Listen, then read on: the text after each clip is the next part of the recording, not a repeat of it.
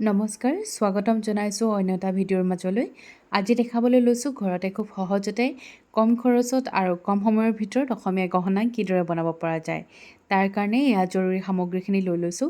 Clay লৈছোঁ, দৰিডাল লৈছোঁ আৰু আপোনালোকে মন পচন্দৰ মণিখিনি লৈ ল'ব, যি ৰঙৰে আপোনালোকে বনাব বিচাৰে। আৰু এইখিনি আপোনালোকে খুব সহজতে যিকোনো আৰ্ট এণ্ড ক্ৰাফ্টৰ দোকানত পাই যাব। মই ইয়াত মোৰ পচন্দৰ মতে মই কলা ৰঙৰে বনাম, গতিকে এই সামগ্ৰীখিনি আপোনালোকে যোগাৰ কৰি ল'ব। এতিয়া আহকচোন মূল ভিডিঅ'টোলৈ যাওঁ। ক্লেটোত দুটা পাৰ্ট থাকে, ছফ্টনাৰ আৰু হাৰ্ডনাৰ।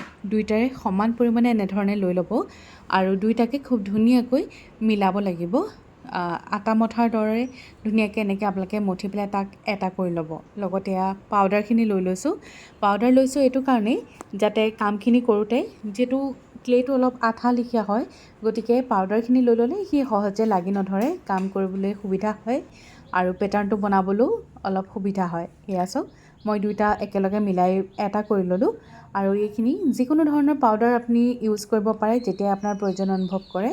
যদি অলপ আঠা লেখীয়া লাগে তেতিয়াহ'লে আপুনি পাউডাৰখিনি দি ল'লেই আপোনাৰ সেই আঠাটো কমি যাব, প্লাছ বস্তুটো অলপ মসৃণো হয়।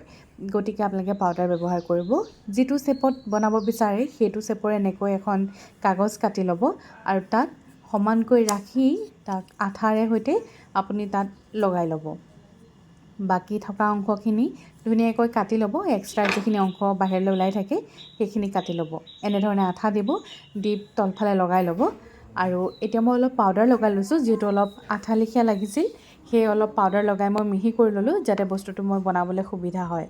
আৰু বছ অলপ ধুনীয়াকৈ ছাইডটো আপুনি মিলাই লওক আৰু যি ধৰণৰ পেটাৰ্ণ বনাবলৈ আপুনি ইচ্ছা কৰিছে তেনেধৰণৰ পেটাৰ্ণ বনাব পাৰে। মই ইয়াত এইটো এটা জাপি শ্বেপ বনাইছোঁ। মই সহজভাৱে দেখাইছোঁ আচলতে, গতিকে এটা জাপি এইটো মই শ্বেপ দিলোঁ আৰু অকণমান শুকাবলৈ দিয়াৰ পিছতে আপুনি যিকোনো ধৰণৰ এক্ৰিলিক কালাৰ ইয়াত ব্যৱহাৰ কৰিব পাৰে। এইটো মই বেছ কোটটো লগাই ল'লোঁ আৰু বেছ কোটটোৰ পিছতে আপুনি ওপৰত দিব বিচৰা ডিজাইনখিনি আঁকি ল'ব। এনেধৰণে আঁকি ল'লে বেছি সুবিধা হয় শিকাৰৰ কাৰণে। আৰু বছ এয়া হৈ গ'ল। এতিয়া আপুনি জাষ্ট মনৰ পচন্দৰ মতে যি ৰঙৰ বনাব বিচাৰিছে ৰং ফিল কৰক। আৰু ইয়াত দেখিছেনে মণিখিনি লগাই দিলোঁ, দৰিডাল লগাই দিলোঁ। ফাইনেলি কম খৰচতে আমাৰ অসমীয়া গহনা ৰেডি হৈ গ'ল। গতিকে এইডাল গহনাৰ কোনো মেহনতিও নাই, যিহেতু বাকী গহনাবিলাকত আমাৰ অলপ অসুবিধা হয় মেইনটেনেঞ্চৰ কাৰণে। কিন্তু এইটো গহনাত তেনে কোনো মেইনটেনেঞ্চৰ চিন্তা নাই, নিশ্চিন্ত মনে পিন্ধিব পৰা যাব। আপোনালোকৰ বাবে যদিহে ভিডিঅ'টো অকণমানো সহায়কাৰী অনুভৱ হৈছে তেন্তে প্লিজ চেনেলটো ছাবস্ক্ৰাইব কৰিবলৈ নাপাহৰিব। অনাগত দিনত পুনৰ লগ পোৱাৰ প্ৰতিশ্ৰুতিৰে আজিলৈ আহোঁ। বাই।